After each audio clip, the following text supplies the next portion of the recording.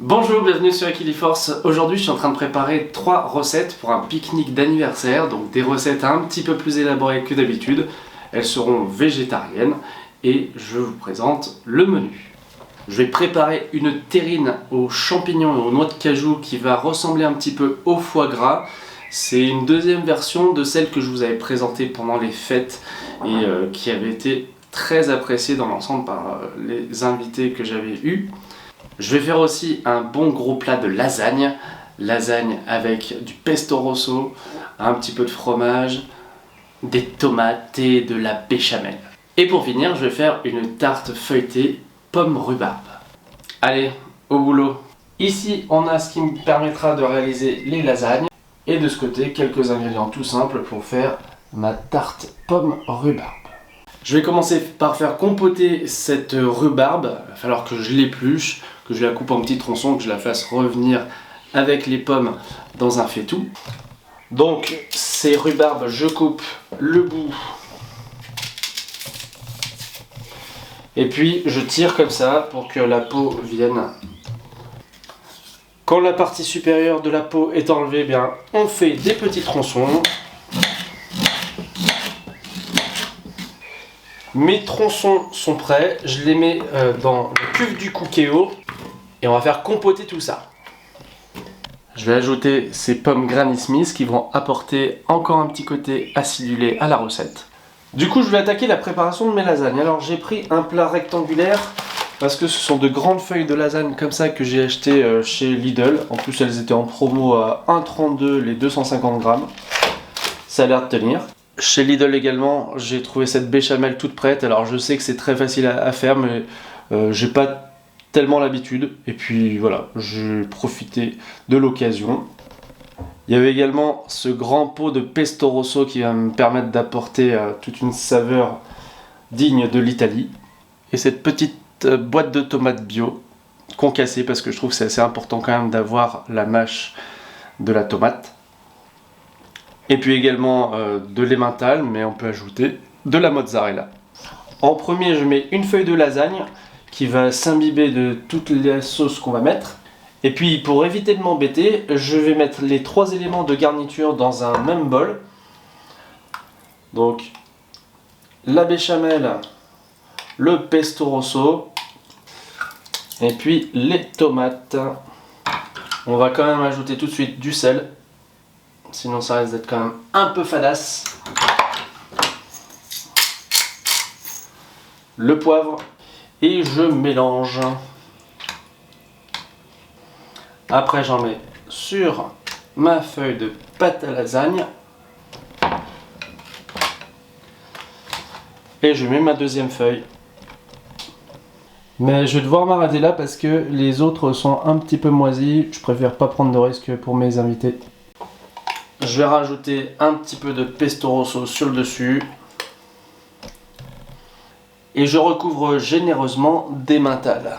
Voilà, un plat facile, rapide et très convivial, je trouve. Le Cookéo est en train d'éjecter la vapeur, donc la compote doit être prête. Apparemment la rhubarbe est bien cuite, donc on va pouvoir l'ajouter à notre tarte. Je pourrais faire une simple tarte, mais je vais faire une tourte avec 2 pâtes feuilletées. Et puis je vais essayer d'utiliser ce gadget. Je ne sais pas si vous connaissez.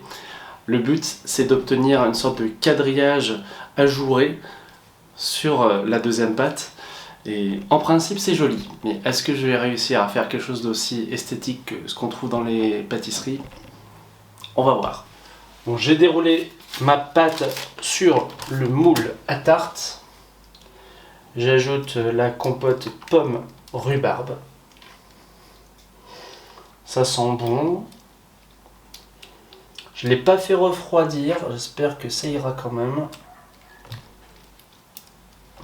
Elle est un petit peu trop acide, donc je vais ajouter du sucre. En tout cas, ça sent bon, hein. Bon, alors c'est là qu'on rigole. Si j'ai bien compris le principe, on fait comme ça. Oh, que c'est joli! Ça va faire des petits traits et en fait la pâte feuilletée en gonflant va écarter ces petites fentes et ça va faire des trous. Il va falloir qu'on mette ça sur l'autre. Je serais tenté de faire comme ça. Hop là. Ce que j'adore, c'est qu'en commentaire, après, vous me donnez des conseils et je me dis, ben oui, j'aurais dû faire autrement. Surtout que la pâte feuilletée, là, ça colle au papier. Ah, je crois qu'il faut que je le déroule lentement, mais sûrement. Voilà, bon, je vous retrouve dans quelques instants. Bon, comment dire, j'aurais bien dû me méfier de la compote chaude. Et ouais, parce que à certains endroits, bah, ça a collé. Je pense qu'au niveau du rendu professionnel, on repassera, mais c'est pas grave. Voilà, j'ai fait ce que j'ai pu, on va voir ce que ça donne. Hein. Pendant que le four préchauffe, bah, je vais vous présenter les ingrédients pour la terrine végétale. Elle sera à base de champignons de Paris. C'est ce qui coûte le moins cher en supermarché. Quand c'est pas bio comme ça coûte dans les 5-6 € le kilo.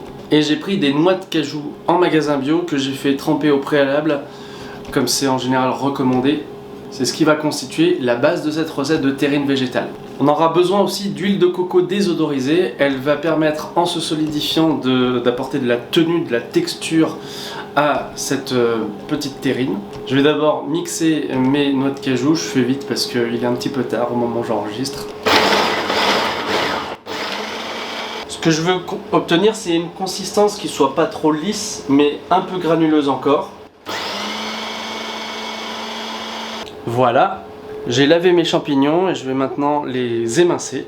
Je coupe le champignon en 2, en 3. Je le coupe en petites tranches.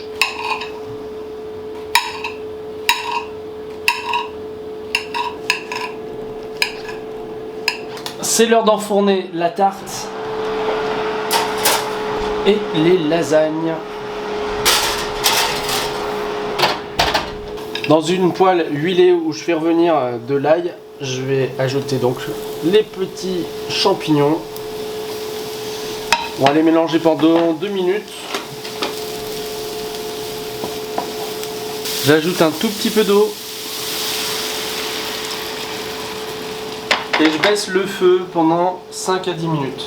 Mes champignons sont cuits, je vais pouvoir les mixer. Je mélange les champignons et les noix de cajou mixées. Je vais ajouter l'huile de coco désodorisée. Il y en a à peu près 3-4 cuillères à soupe que j'ai fait chauffer. Et je vais bien mélanger bien sûr. L'autre fois j'avais ajouté de la sauce miso, mais là je vais mettre du caviar d'aubergine. Et pour plus de goût, je vais ajouter un petit peu d'armagnac. C'est facultatif, mais ça va donner en général vraiment quelque chose qui rappelle les terrines comme le foie gras. Et je mets aussi un petit peu de cette huile d'olive aromatisée à la truffe. Maintenant, je couvre un moule à cake de film étirable parce que ça va permettre à la terrine de mieux se démouler. Je répartis bien la préparation et on va couvrir pour mettre au frigo pendant 1 nuit. Et voilà, mes lasagnes sont prêtes, elles sont bien cuites et elles chantonnent. Quant à la tarte, elle est cuite. Alors pas très jolie, on est d'accord. Bon, on va les goûter ces lasagnes. Hein. Ça va, elles se tiennent bien, les pâtes sont moelleuses. Alors pour finir, je vous raconte comment s'est passé ce pique-nique. Je n'ai pas emporté les lasagnes vu qu'il n'y en avait pas assez, mais elles étaient vraiment bonnes, généreuses en sauce. Et puis il y avait un petit côté piquant dans la sauce que j'avais sélectionnée. C'est le genre de plat qui peut très bien se manger en plusieurs fois parce que réchauffer c'est encore meilleur. J'avais emporté donc pour le pique-nique la terrine qui a plutôt fait l'unanimité. Alors j'étais avec des personnes plutôt ouvertes, voire végétariennes, donc c'était facile de les séduire hein, et non pas de se prendre des remarques déplaisantes. Mais effectivement c'était assez original. On avait vraiment, je pense, dans l'ensemble apprécié cette texture là qui offrait quelque chose de différent par rapport à ce qui était proposé. Et puis la petite tarte rhubarbe pomme qui ne payait pas de mine, qui n'était pas très jolie, bah, elle s'est bien laissée manger quand même. Elle apportait un petit côté acidulé au dessert.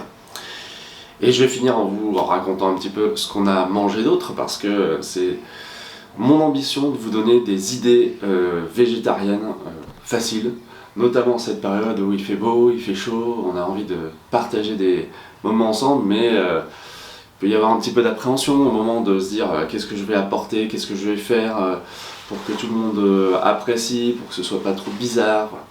Donc on a quelqu'un qui a apporté des barquettes toutes prêtes de chez Grand Frais.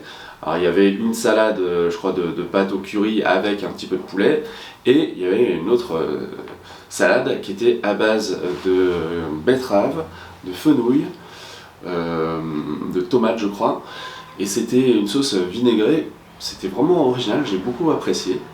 On a eu le cake traditionnel, alors cake avec le jambon olive.